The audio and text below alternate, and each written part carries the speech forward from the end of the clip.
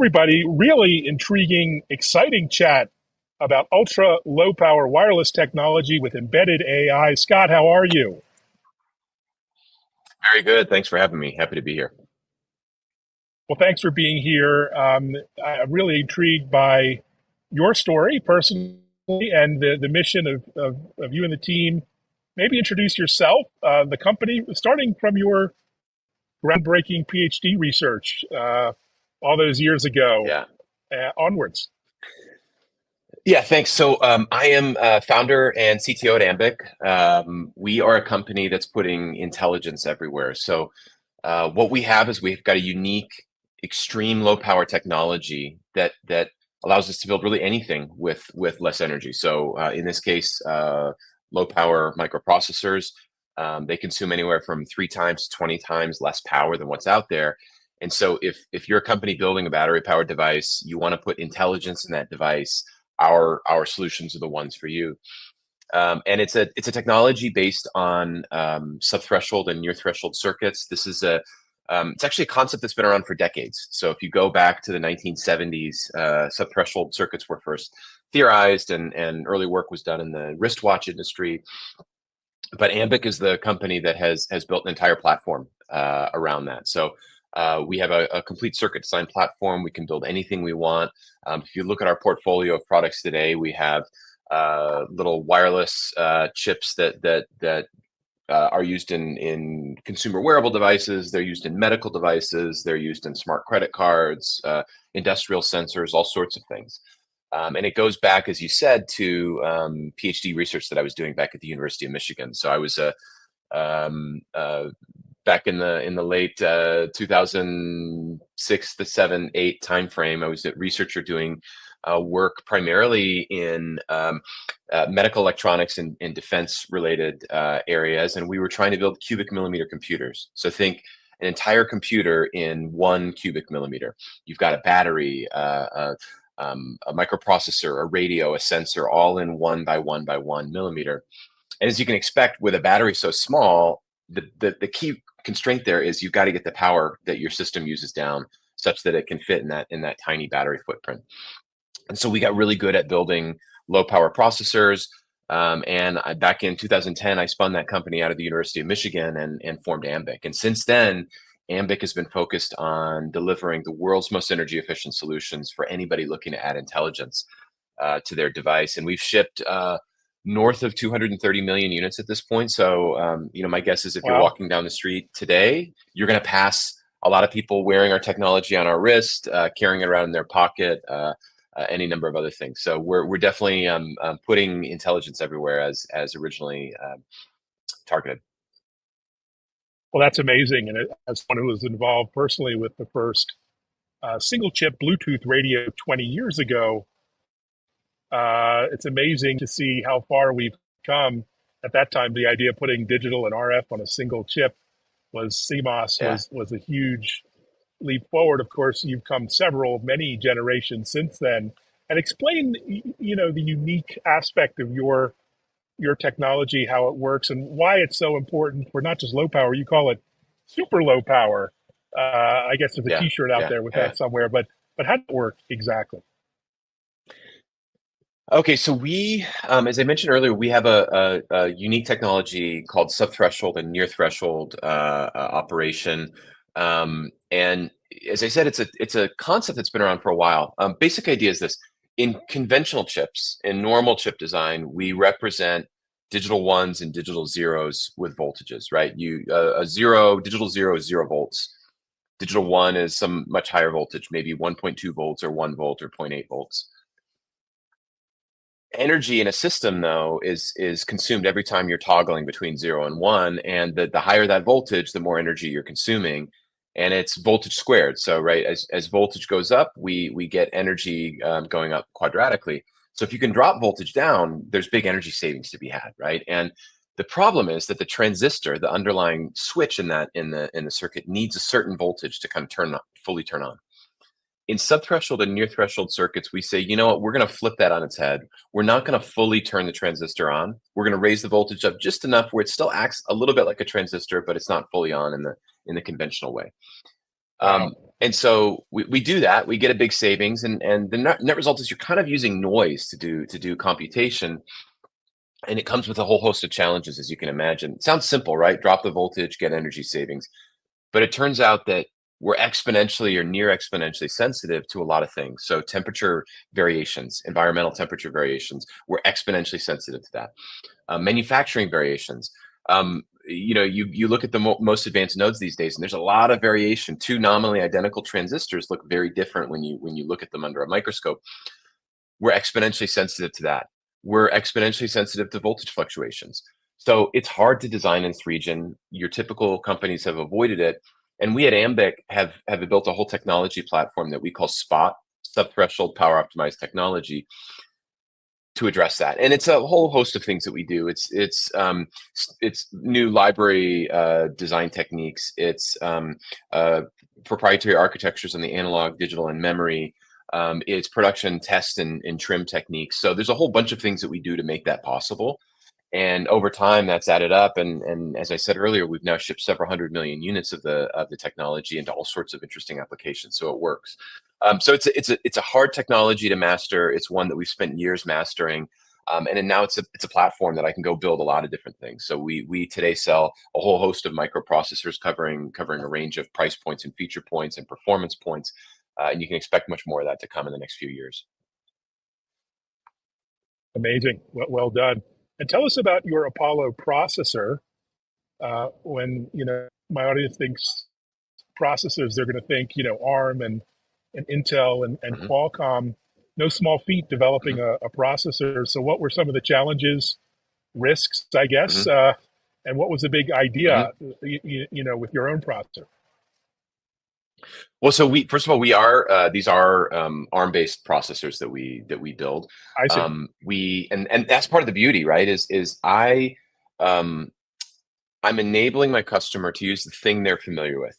Use an ARM-based microprocessor, but I'm doing so in a way that they magically Got it. get energy savings, right? So our technology is such that I can apply it below the architecture level. So the software experience is the same as what they get elsewhere.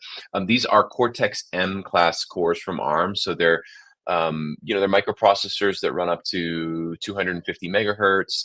The latest release, the Apollo 5 generation, is a Cortex M55. So it's a processor that is nice and lightweight. You run a real-time operating system, but then it has a little vector compute unit, so the so-called helium vector compute unit, so that you can do 8 multiplies in a single cycle if you're running neural networks or if you're running filters or signal processing operations. So it's a really versatile little compute engine. What's cool is we also have, because Spot is so versatile, I can bring in all kinds of other IP. We have a GPU on board. So a lot of our customers have big displays, rich displays, and they need to do it efficiently. Well, we've got GPUs on board that allow us to run with great efficiency. All sorts of audio peripherals, tons of memory. So when I say tons of memory, I mean on the order of 8 megabytes of total memory. For the big microprocessors, the Intels of the world, that's small, but for your embedded world, that's a whole a very large amount of memory for them to exploit. And the wild thing is our customers eat that up as quickly as we can design it, right? You've got graphics that needs big frame buffers. You've got neural networks increasingly being used by our customers, and the memory needs of that are really insatiable. So really interesting products. I'd say what is challenging for us is just the breadth of customer requirements. We serve, I rattled off some of the markets that we serve before: consumer wearables, medical devices, some of them wearable, some of them, patches, all sorts of different things. We serve smart credit cards. We serve wireless sensors, machine health monitors, livestock trackers. All of these markets are slightly different. They have different price points. They have different memory points. They've got different peripherals that they need. And so, offering a portfolio of products to meet all those is the challenge. And that's a good challenge to have. We're a small company, and to have customers kind of clamoring for your product is a really good problem to have. Well, congratulations on that. And I think you even just recently won an award at Embedded World. So that must have Mhm. been very gratifying, satisfying to see the recognition there. And speaking of Absolutely. customers, what does a typical engagement with an OEM look like? And imagine these design cycles are quite long. How early do you start these days, and any shortcuts or hacks to Hmm. kind of get started to get to market faster, which is the name of the game? Right. Yeah, so it depends from market to market. We have a lot of consumer electronics customers, and it blows me away how quickly they can move. Mm, We have consumer electronics customers in China, in the U.S., in Europe, and the speed at which they move is wild. So it's it can be as short as a 6 month engagement before they start ramping to production. It can be as long as 18 months. And what we try and do is accelerate that early development. Sometimes for alpha customers, for early engagements, what we'll do is we'll give them even an FPGA version of our chip to get them going. Right? Is we're designing the chip. Here's an FPGA that models what this chip looks like, and they can start porting their software. But for a lot of other customers, we'll give them we'll give them access to the silicon, and at this point, we've helped so many customers port from other competing products that it gets to be pretty straightforward. And as I said, we're using standard ARM cores, and so the software porting process is relatively straightforward. When we were a small, early stage company, we had great hardware, but our software needed to catch up. It was difficult to use. The feedback from the customers was, "Hey, I love your hardware, super low power, but man, the software's got to come around." Well, in the last 5 to 8 years, let's say, we've made huge overhauls to the point where our software is extremely easy to use. And it's not just when I first started this company, a lot of what we provided to the customer was here's hardware and here's a low level board support package and hardware abstraction layer. Customer, go do everything else. Well, these days we're providing a complete solution, right? You go in there and you say, okay, here's a Bluetooth stack that runs your full connectivity stack. Here's a graphics stack that you can use to run your UI. Here's a security stack, right? So we're providing end solutions. And the newest bit of that is we're providing a neural network stack. So we have a product that we call Neural Spot. And this is, everybody's heard of TensorFlow. That's the training framework that Google provides so that you can go build your own neural networks. Well, down here is the Apollo processor. mm. That's bare metal, but there's this gap you have to fill, and that's what our Neural Spot product is. It's the glue that gets you from TensorFlow down to bare metal. And then what we also provide along with that is what we call AI development kits, and these are pre-trained models, neural network models that we have some in-house experts that created them. We provide open source data and the model itself, the weights, everything you need to train your own model. And the idea is not that you would take that model to production, but that you can use it to seed your own efforts. So you're asking, how do we get these customers going and speed them along? Well, do a portion of the work for them and then let them mimic it. And right now, the hottest thing going is how do I get inference on my chip? How do I get neural networks on my chip? And so we have to give them the tools to do that. And I would say that 7 or so years ago, when I started looking at neural networks, I was intimidated by it. It felt like this thing that you needed to have a PhD and years of experience to take on. But these days, that's not true. We have an expert, our VP of AI, named Carlos Morales, and he's the one who showed me that, hey, this is all very something that is attainable, right? You get yourself, you don't need a cloud's worth of compute. You get yourself a good gaming PC on the desktop. You can train models. You can build your own neural network models.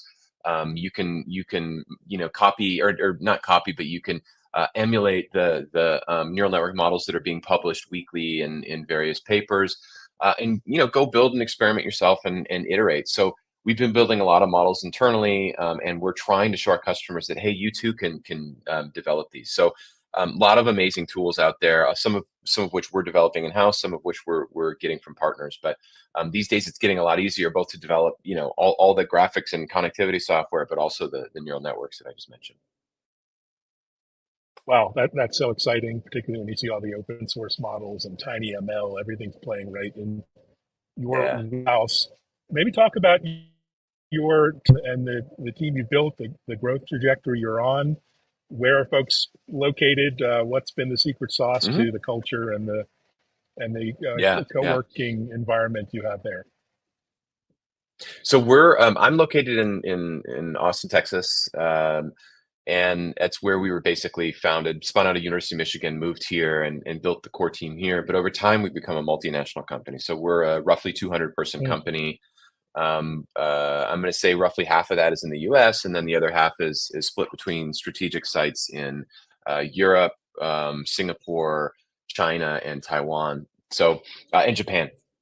So very much a multinational company, doing technical development both here in the US as well as elsewhere. And there's a number of tenets of the culture that we've built here, but one of those is innovation, and another one involves putting the customer first. So I think what you'll find at Ambiq is a company that's built around we're going to innovate, we're going to be aggressive, we're going to put out new products that are lower power every year, but we're doing so in service of the customer. And hey, every business is serving customers, right, in some way. But I think we really put that at the forefront here. And our customers would say the thing we like about Ambiq is that, yes, they offer low power, but we also know that Ambiq's going to bend over backwards for us. So I think we've been really nimble and agile on behalf of our customers, and I'm proud of that. So the team is obviously we have a big chip design presence here at Ambiq, but increasingly, as I was just alluding to earlier, software is a big piece of what we develop. So between Mm. our software and solutions team, which is developing all kinds of enabling software, as well as our AI team, I'd say there's probably more people at Ambiq today writing software than there are building hardware, which I think is pretty typical of a chip company these days. Indeed, probably the same at your big OEM customers.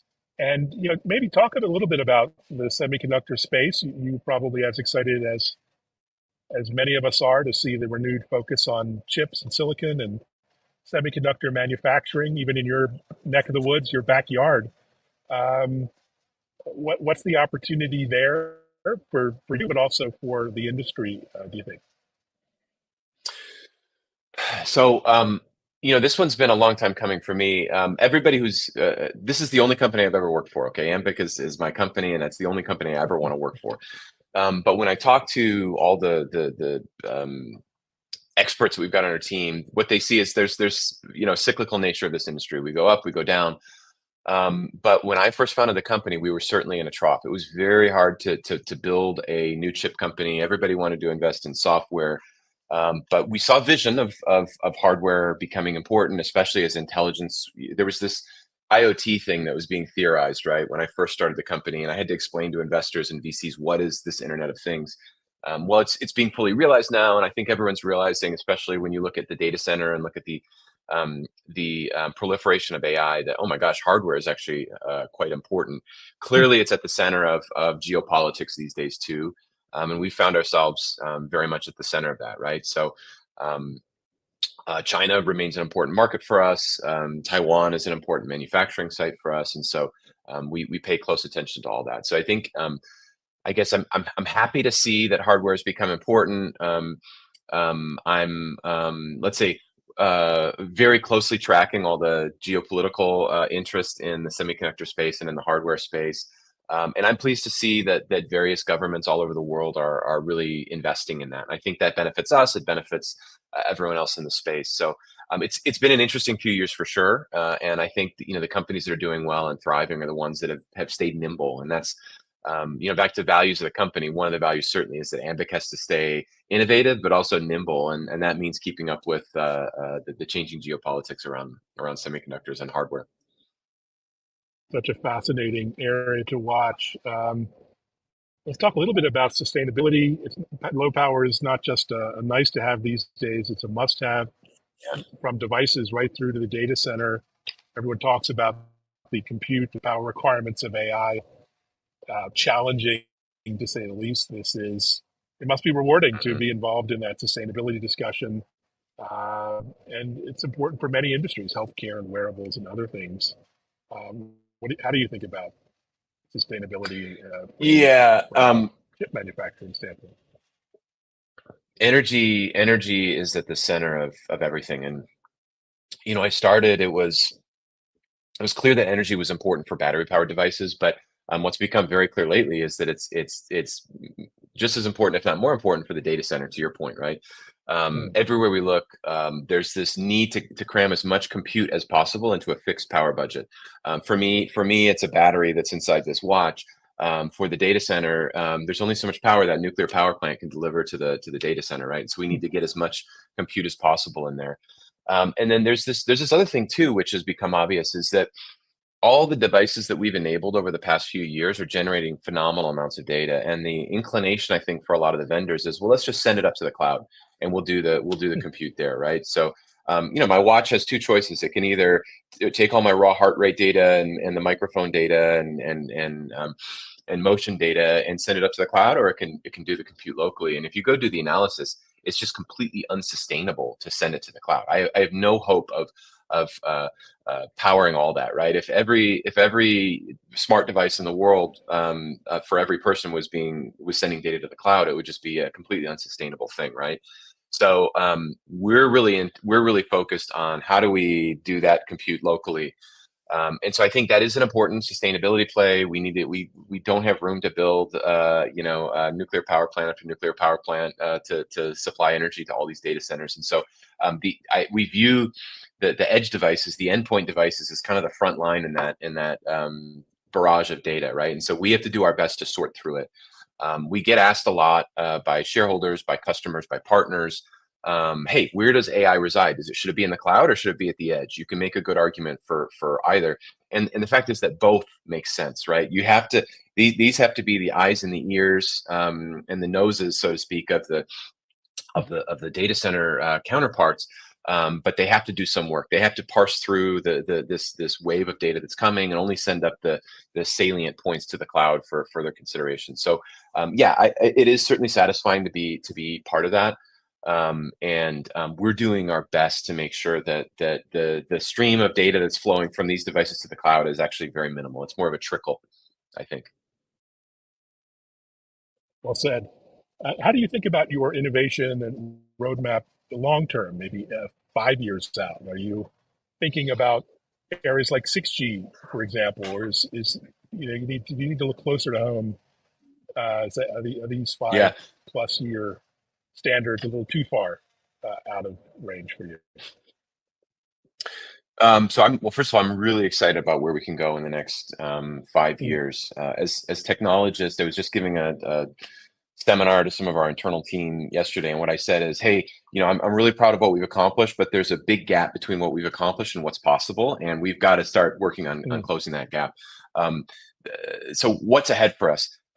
Well, for one thing, Moore's law is alive and well in the embedded space. So we're building processors today that I'm really proud of, 250 megahertz. These are in 22 nanometer technologies. But look, the bleeding edge for the data center for phones is down at 4 and 3 nanometers going to 2 nanometers. There's a big gap there, and there's a reason that embedded computing like our chips lags behind. But we have a lot of room for Moore's law. We partner closely with TSMC, our manufacturer, to make sure that we can jump to these new nodes. So that alone is giving us huge performance benefits. So you'll see products from us coming that are really, really high performance. Okay, as we scale to these more advanced nodes. The other thing that's exciting is as the workloads used by our customers are increasingly becoming AI, they're becoming neural networks. That is a very parallelizable workload. It's the kind of workload that really benefits from new architectural innovation. So instead of, I said earlier that Apollo 5 can do 8 compute operations in a single cycle. Well, what if we could do 256 or 1,024 Mac operations in a single cycle, right? That means you can run at a relatively low speed and get enormous performance. So you combine that with going to advanced nodes, and what I foresee is that the amount of compute that you're going to be able to put inside of a tiny little battery powered device like this is going to be phenomenal. It's going to be unimaginable. And Wow. so what can we do with that, right? That's the question. And we've got some AI experts at Ambiq who are every week they're tracking all the latest publications, and what we see is these models keep getting bigger and bigger. But what we also see is that the models that are tuned for the edge are getting more and more capable. And so my objective here is to enable our customers to put as big of a model as they can possibly conceive of inside of these little battery powered footprints. And it's when we do the back of the envelope math on what should be possible, it's going to be amazing. We're going to see certainly true natural language processing on endpoint devices like this, meaning I'm going to be able to talk to all my electronic devices as if it's you I'm talking to, and not a thing that understands only the Alexa keyword or something like that. And we're also going to see the introduction of camera as a sensor in a lot of these devices. So problem with cameras is there's a mountain of data that those things produce with every frame, right? Every high definition frame comes along and it's a ton of data. But we have products coming that are going to be able to handle that mountain of data quite well. So in the next 5 years, actually, the best sense of what's coming in the future is to look backwards. As I said, I was giving a seminar to my team last night. I compared the latest Apollo 5 processor to our original Apollo processor that was launched about 9 years ago. And there was a 10x increase in performance over that time in terms of what a microprocessor can do. And that was accompanied by anywhere from a 5x to a 20x improvement in energy efficiency. So extrapolate that forward, it's going to be amazing what we can pack into tiny little batteries. So I'm excited about what's coming. Yeah, well, I'm certainly intrigued and excited by your vision of where we're headed. So amazing. One last thought here before I let you go. Any advice to aspiring technologists, entrepreneurs, maybe out of or in academia at the moment? What was that journey you, and any advice you could give to them? Yeah, there's two things. There's two bits of advice that I always give to entrepreneurs. One is if you're coming out of university, take advantage of the resources there. The minute you take money from an outside funding source, there are consequences to your action, right? And actions, and so suddenly you have shareholders, you have other stakeholders that are, and you're on a clock. When you're at a university, you've got access to incredible resources. You've got an office of tech transfer. You've got a lab. You've got professors. Take advantage of that. So if you're coming out of the university, don't be in a hurry to leave the university. The other thing I always say is, I'd say the difference between a successful entrepreneur and one who is unsuccessful is usually not the idea. It's not your technology. It's not the idea that you had. It's how persistent you were. Are you willing to break through every last brick wall that's placed in front of you? And that's one thing that we've been good at Ambiq. Look, there's so much that we can't control. Since I founded the company, we've faced COVID. We've faced all kinds of interesting geopolitical tensions between countries. We've seen capacity shortages in the industry. We've seen over inventory problems at customers. These are all things I can't control, right? And so, as an entrepreneur, what you have to do is you have to navigate all that stuff effectively, and that is usually more important than how great your idea is or how exciting your first market is. Well, such an important sentiment. Well, thank you so much, Scott, for sharing the vision and the mission. We're all watching, many of us rooting for you, and can't wait to see the next big leaps. All right. Thank you, Evan. Really appreciate the time. Thanks, Scott. Likewise. Okay. Take care. Bye. Take